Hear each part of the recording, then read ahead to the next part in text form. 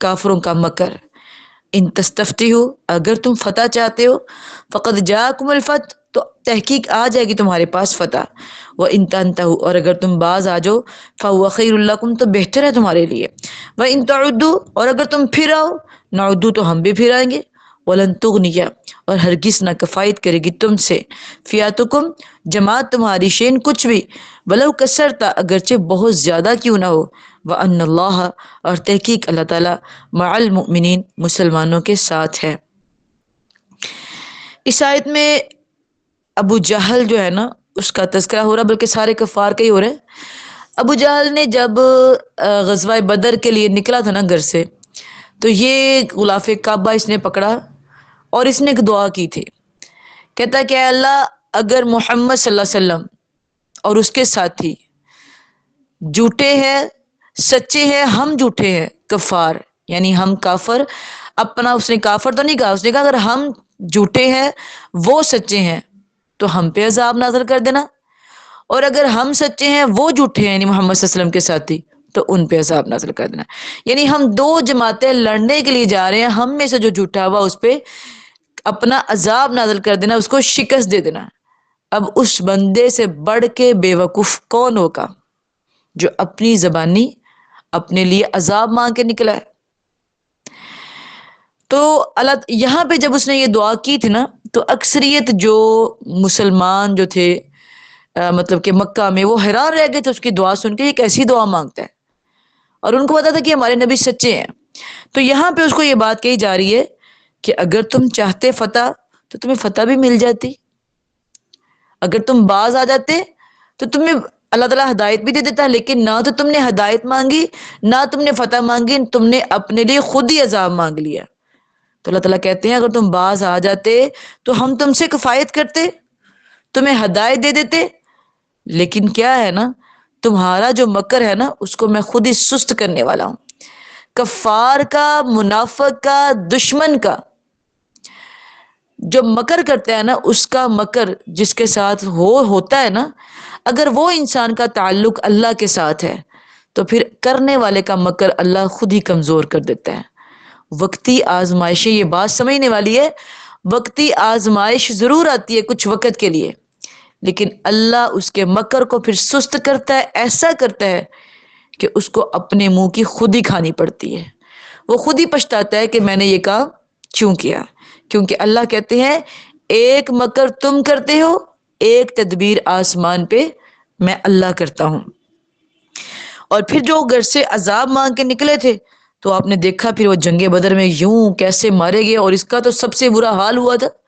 برا حال ہوا تھا، کیا ہوا تھا، یہ مر گیا اس کے اندر، تو اس کے بیٹوں نے تو اس کو دفنانا بھی گوارا نہ کیا.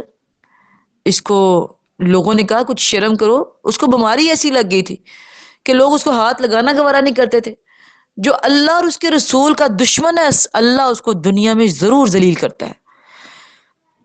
اب جب لوگوں نے کہا کہ شرم کرو تمہارا باپ ہے، تو انہوں نے گھڑا کھودا زمین پہ اور لکڑیاں لے کے نا، جیسے وہ شاخیں سی ہوتی ہیں، وہ مار مار کے اس کے ساتھ کھینچ کے نا اپنے باپ کو اس گھڑے میں پھینک کے اوپر مٹی ڈال دی. غسل بھی نہیں دیا، دفن بھی نہیں کیا اچھے طریقے سے.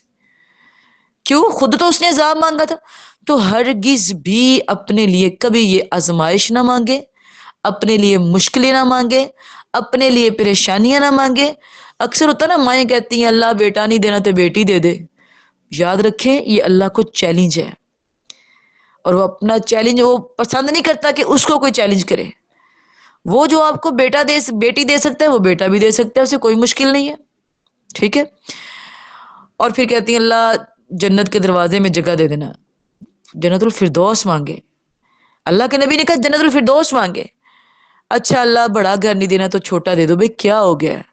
آپ اس اللہ سے مانگتے ہو جو اتنا بڑا ہے کہ اس نے پوری دنیا کو کنٹرول کیا ہوا ہے.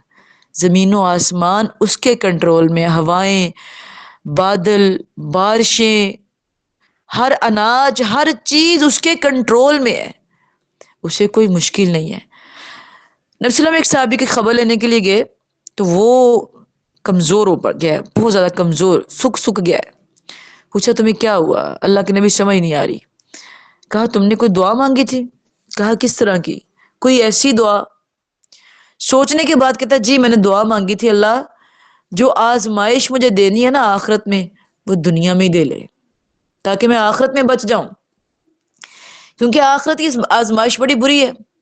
تو اللہ کے نبی صلی اللہ علیہ وسلم نے فرمایا تم نے غلط کیا، تم نے یہ کیوں نہیں کہا کہ اللہ میری دنیا آخرت دونوں ہی بہتر کر دے؟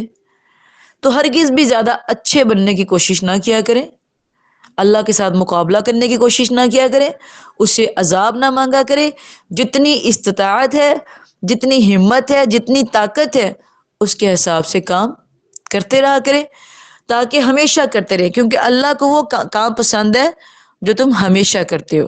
ایک دن کر لیا ایک دن چھوڑ دیا وہ نہیں، یا تھوڑی دیر کر لیا تھوڑی دیر چھوڑ دیا وہ نہیں، بلکہ ہمیشہ۔ اگر آپ ہمیشہ کے لیے اس سے مانگو گے اور صحت مانگو گے، تندرستی، دنیا آخرت کی بھلائی مانگو گے تو وہ آپ سے ضرور کفایت کرے گا، وہ آپ کو ضرور عطا کرے گا، کیونکہ وہ سننے والا جاننے والا ہے۔ اور مومنوں کے بارے میں تو کہتا ہے کہ بے شک اللہ مومنوں کے ساتھ ہے، ہم خوش نصیب ہے کہ اللہ ہمارے ساتھ ہے۔ جو مومن ہوتا ہے وہ اللہ کو، اللہ کی عبادت کرتا ہے، آخرت پہ یقین رکھتا ہے، اچھی بری تقدیر پہ یقین رکھتا ہے، لوگوں کے ساتھ شکوے نہیں کرتا کہ فلاں نے مجھے یہ کر دیا فلاں نے وہ کر دیا، وہ اللہ پہ یقین رکھتا ہے۔ اور جو اللہ پہ یقین رکھتا ہے اللہ کہتے ہیں میں اس کے ساتھ ہوں، لوگوں کی تکلیفوں پہ صبر کرتا ہے ان اللہ مع الصابرین، میں اس کے ساتھ ہوں۔ تو گھبرایا نہ کرے، نہ اپنے لیے بری دعائیں مانگا کرے۔